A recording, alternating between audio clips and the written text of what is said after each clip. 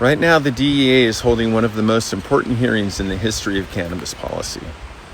The question on the table is whether cannabis moves from Schedule 1 down to Schedule 3, which would finally acknowledge its medical value and allow research.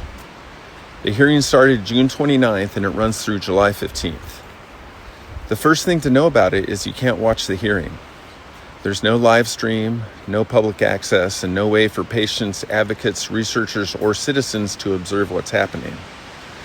This is supposedly a public administrative process that will shape federal drug policy for 350 million Americans, and it's happening entirely behind closed doors. The second thing to know is that the DEA selected 7 groups to participate in the hearing, and all 7 opposed rescheduling. Not one researcher, patient advocate, or any voice in favor of reform was included. In 2024, when the DEA held a previous version of this same hearing, pro-rescheduling groups were invited. The National Cannabis Industry Association got full legal standing.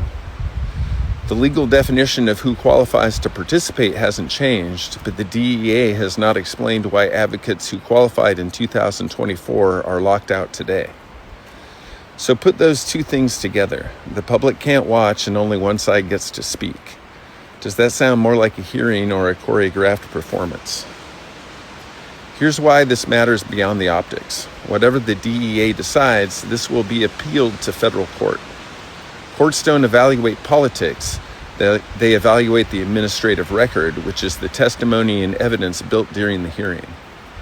If that record consists entirely of prohibitionist arguments with no one there to rebut them or defend the science, a court could overturn even a favorable ruling. One thing to watch closely is that the DEA has the ability to call its own witnesses. If they bring in Health and Human Services or the FDA to defend their own proposed rule, that's a sign that they are taking rescheduling seriously. Remember, the HHS and FDA both officially support the medical efficacy of cannabis. But if they stay silent while only opponents get the floor, that tells us something very different. A final rule isn't expected until late 2026 or early 2027. I believe that rescheduling is inevitable, and it's up to us to work for full descheduling. We can lend support to advocacy organizations and contact our legislators.